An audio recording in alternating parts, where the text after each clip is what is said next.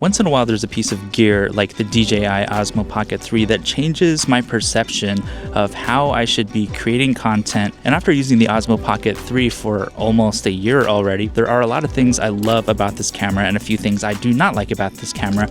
One of the things I love is I can just plop this camera down wherever I am because it's like an all-in-one camera that has a little screen that also has a little attachment at the bottom to make it kind of a tripod situation.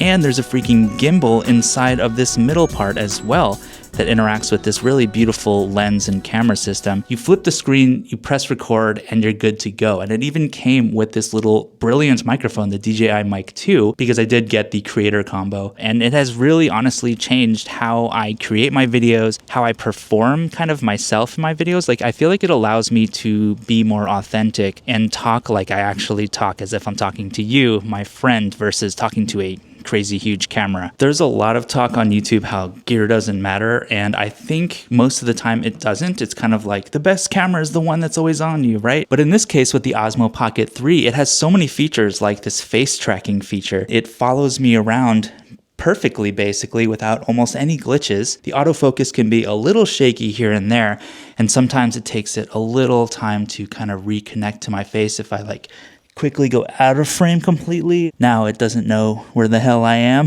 But then you just press a couple buttons and it's back to tracking you. It's just so freaking easy to turn on and use. So while gear doesn't really matter 100% of the time, I do think size does matter. I've used gigantic DSLRs with gigantic lenses that have much better quality than the DJI Osmo Pocket 3. But I think there is something about like the size of the camera that really makes a difference in terms of making me want to actually feel inspired to use it and create something. It's so easy to use and it takes away so many barriers to creativity for me. But instead of just talking about these features, let's actually take a little adventure together. But first I gotta feed the dogs. Let's go eat, come on. Come on, get on your bed.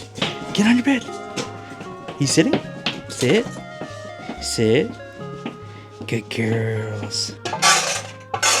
Go eat. I love my dogs. They're so freaking cute.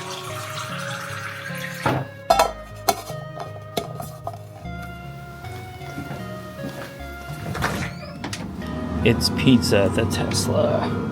It's a little dirty, don't judge me.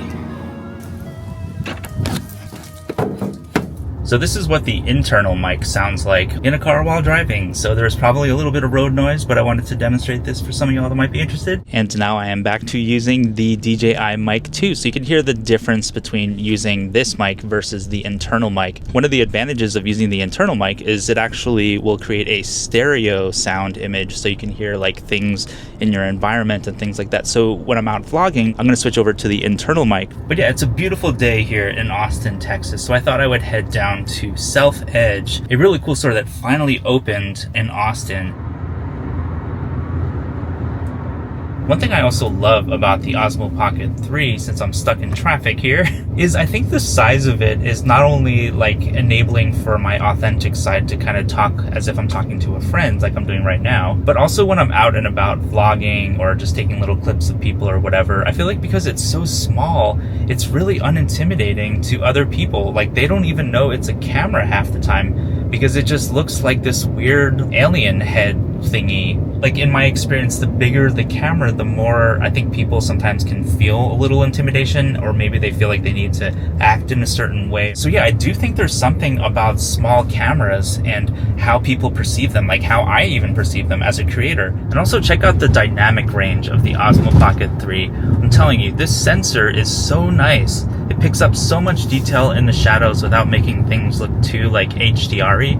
And there is a bit of image processing. But yeah, there's different color modes. Right now I am using just the normal color mode, but there's also like D-Log M, which looks really, really good if you want to like add more detail and even more dynamic range to your video. I kind of default to just the normal color mode. This footage looks absolutely phenomenal. So I made it to Self Edge. I am so excited. This is one of the only stores in Austin where you can find Rick Owens, who I'm a huge fan of. There's a bunch of his shoes. There's a bunch of like dark shadow shirts and denim and stuff. So yeah, let's head inside. She's here. Who's here? All right.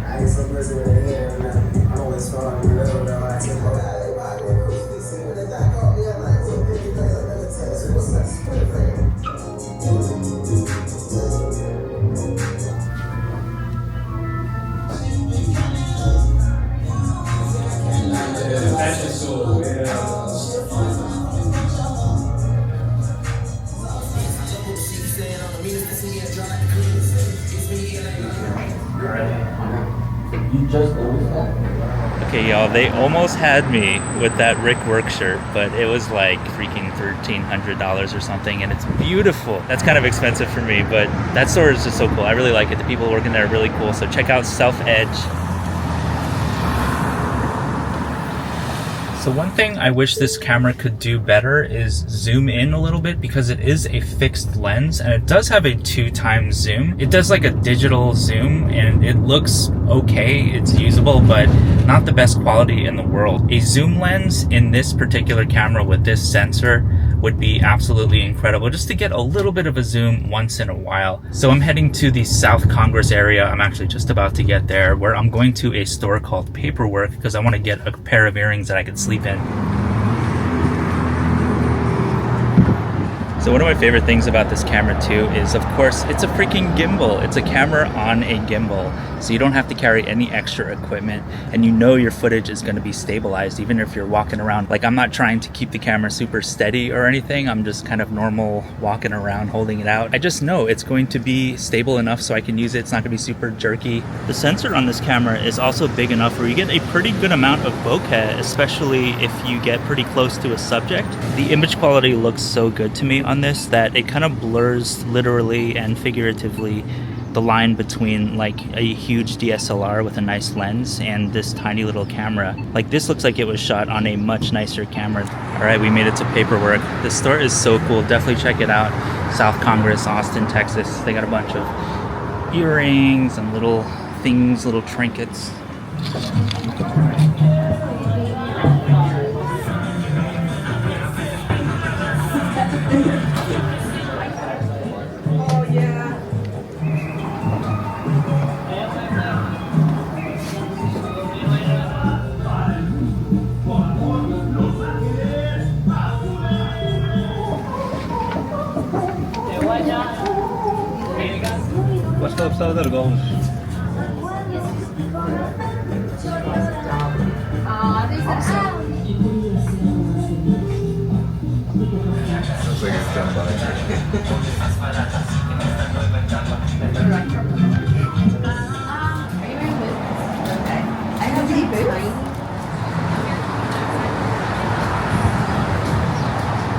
We are starting to get into low light territory, so this is a good segue to talk about low light performance. We're starting to lose a little bit of sun here, and you can see how nice this still looks. I mean, it's like magic hour, so you can't really get better lighting than this. One thing I think could be improved on for sure with the Osmo Pocket 3 is battery life. It's not incredible. It may last maybe about an hour if I'm shooting in 4K, 24 frames per second, which is what I shoot at. So you do have to kind of watch the battery life, but what's kind of cool too is you can just plug this easily into USB-C to charge it, and it fast charges super quickly. So one of my favorite features of the Osmo Pocket 3 is the face follow feature, or the object tracking feature. So right now I have it enabled on my face, and if I walk over here, it'll follow me. If I walk over here, it'll follow me. Even if I move hands in front of my face, it'll still generally track me super well. You can try to outsmart it, but it is freaking fast, y'all.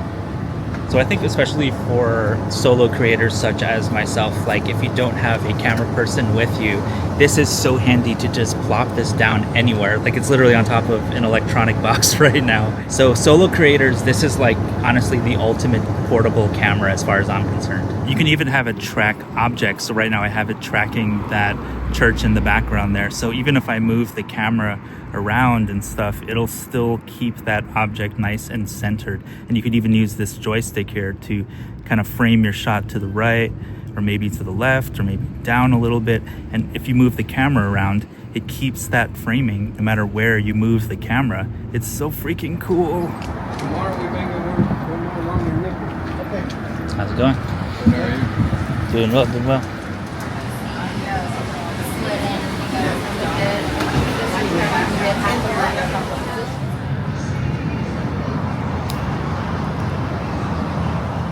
So I made it to this boutique called ByGeorge, which is one of Austin's only like designer kind of boutiques. So yeah, let's check it out. Maybe you'll get lucky today. You tie it before you put it on. Most people tie it after.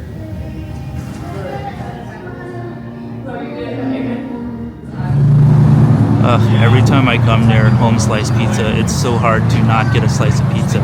But, you know, I'm trying to be good right now. So now we're in even lower light, and you can see it still looks almost like daylight. At least I'm looking at the screen right now, and it looks really good to me. There is a little bit of noise, like you'll see, you know, a little bit in the shadows and stuff.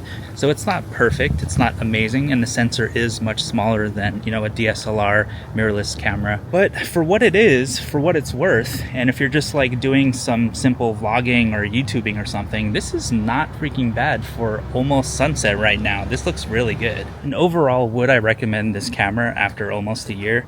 Hell yeah, I would. The video quality is incredible, audio quality is amazing, and if you get the creator combo, which I highly recommend, you get a really nice microphone, the DJI Mic 2, you get a wide angle lens, you get a little carrying case that's amazing, you get an extra extender battery thing, which is awesome, and it is a little expensive, but I think it's 100% worth that $650. The battery life on it kind of sucks a little bit, and the autofocus isn't the best in the world. This camera also doesn't have weather sealing of any variety, so if it rains or something, I probably would put this camera away immediately. So it's held up pretty well in the last several months, as long as you're like pretty careful with it. But yeah, it's not weather sealed and it's not super rugged. So I do have this fear that it's constantly just going to break. But those are things I'm willing to forgive for how good this video looks and how convenient it is to use this camera. Like, you just flip it open, press record. Seriously, it's the easiest thing, and it makes me want to record more instead of like a giant camera that I don't even want to take with me anywhere because it's too heavy, too big. But this camera is so tiny, you can literally fit it in your pocket. And seriously, this camera has changed how I create, how often I create, how convenient it is to create. Is it better than a dedicated mirrorless camera? No, in terms of video quality, but it's so cute and it's so convenient and tiny that it makes me want to create. And I think that is